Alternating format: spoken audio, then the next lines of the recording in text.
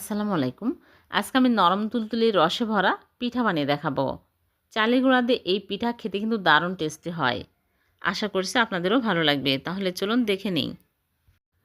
প্রথমে একটা বোলের মধ্যে নিয়ে নিচ্ছি চালের গুঁড়া। এখানে আমি ভেজা চালের গুঁড়া নিয়েছি 1 কাপ। আপনারা চাইলে শুকনা চালের গুঁড়াও নিতে পারবেন। তারপরে দিয়ে দিচ্ছি সুজি। এখানে কাঁচা সুজি নিয়েছি 1/4 কাপ। আর দিয়ে দিচ্ছি গুঁড়া দুধ 2 চামচ। তাহলে খেতে আরও বেশি টেস্টি হবে। এখন দিয়ে দিচ্ছি স্বাদমতো লবণ দিয়ে ভালো করে মিশিয়ে নিব। তারপরে নিয়েছি লিকুইড দুধ, আগে জাল করে ঠান্ডা করে নিয়েছি। এখন আমি অল্প অল্প করে দিয়ে ভালো করে মিক্স করে নিব। দুধের পরিবর্তে আপনারা চাইলে এখানে পানিও দিতে পারবেন। এখানে আমি 1 কাপ দুধ নিয়েছি। অল্প অল্প করে দিব আর মিশিয়ে নেব। দুধ কিন্তু বেশি দেওয়া যাবে না। 1 কাপ সবগুলো দিয়ে আমি ভালো করে মিক্স করে নিব। মেশানো হয়ে গেলে আমি ঢেকে রাখবো 10 মিনিট। 10 মিনিটে একদম নরম হয়ে যাবে। ফিরে আসলাম 10 মিনিট পর। এখন ভালো করে ফেটিয়ে নিব। একটু সময় নিয়ে ভালো করে ফেটিয়ে নিতে হবে। এখানে দুধ পানি কিছুই দিতে হবে না। 1 কাপ দুধ দিয়েছি, এতেই হয়ে যাবে। বেশি পাতলা করা যাবে না। এখন আমি সবশেষে দিয়ে দিচ্ছি বেকিং পাউডার 1/2 চামচ আর বেকিং সোডা 1/2 চামচের অর্ধেক দিয়ে ভালো করে মিক্স করে নিব। এরকম কনসিস্টেন্সি হবে। বেশি পাতলাও না, বেশি ঘনও না। এখন এখানে স্টিলের বাটি নিয়েছি, ছোট সাইজের খাতার কাগজ বিছিয়ে নিয়েছি। তেল দিয়ে দিচ্ছি, দিয়ে ভালো করে মাখিয়ে নিব। তাহলে খুব সহজে মোল্ড আউট করা যাবে। এখন আমি এর মধ্যে তুলে নিচ্ছি। 2 বারে আমি ভাপে দিব। এজন্য আগে থেকেই চুলায় একটা প্যানে পরিমাণ মতো পানি দিয়ে পানি ফুটিয়ে নিয়েছি। একটা স্ট্যান্ড বসে স্ট্যান্ডের উপরে বাটিগুলো বসিয়ে দিচ্ছি। দিয়ে হাই হিটে 10 মিনিট জাল করে নিব। 10 মিনিট পর ফিরে আসলাম। হয়ে গেছে, দেখুন ফুলে গেছে। এখন আমি চুলা থেকে নামিয়ে নিচ্ছি। সবগুলো আমি এইরকম করে ভাপিয়ে নিব। এখন আমি চুলা থেকে নামিয়ে ঠান্ডা করে নিব।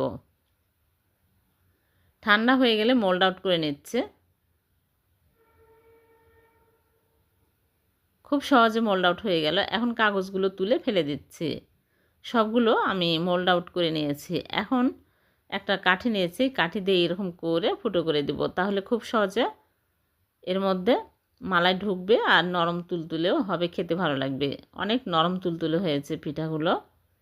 এখন আমি এক সাইডে রেখে দিচ্ছি। চুলায় প্যান বসিয়ে দিয়েছি। প্যানটা গরম হয়ে গেলে দিয়ে দিচ্ছি চিনি 1/4 কাপ। চিনি দিয়ে আমি ভালো করে নেড়ে চেড়ে চিনি গলিয়ে নিব। বেশি কালার করব না, হালকা এরকম কালার হলেই এর মধ্যে দিয়ে দিচ্ছি লিকুইড দুধ 1 কাপ। আরও 1 কাপ লিকুইড দুধ দিয়ে দিচ্ছি। দিয়ে ভালো করে নেড়েচেড়ে নিব। 2 এলাচ দিয়ে দিচ্ছি। আর এখানে চিনি দিয়ে দিচ্ছি। চিনি পরিমাণ মতো দিতে হবে, যে যেরকম মিষ্টি পছন্দ করেন। চিনি দিয়ে আমি ভালো করে বলক তুলে নিব। তারপরে গুঁড়া দুধ দিয়ে দিচ্ছি 3 চামচ। তাহলে মালাইটা ঘন হবে আর খেতেও ভালো লাগবে। ভালোভাবে বলক চলে আসছে। এখন আমি পিঠাগুলো দিয়ে দিচ্ছি। পিঠাগুলো দিয়ে আমি হাই হিটে ঢেকে 2 মিনিট জাল করে নিব।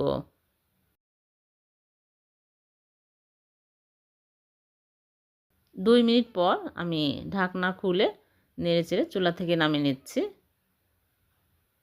এই পিঠাগুলো চুলা থেকে নামিয়ে আমি 2 ঘন্টা রেখে দিব। 2 ঘন্টা পর পরিবেশন করে আপনাদেরকে দেখাবো। সারা রাত রেখে দিলেও হবে। ফিরে আসলাম 2 ঘন্টা পর। পিঠাগুলো একদম নরম তুলতুলে হয়েছে। এখন আমি পরিবেশন করে আপনাদেরকে দেখাচ্ছি।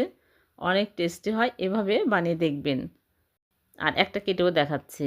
ভিডিওটি ভালো লাগলে লাইক, কমেন্ট, শেয়ার করে দিবেন, অন্যকে দেখার সুযোগ করে দিবেন। আবারও দেখা হবে নতুন কোনো রেসিপিতে। আল্লাহ হাফেজ।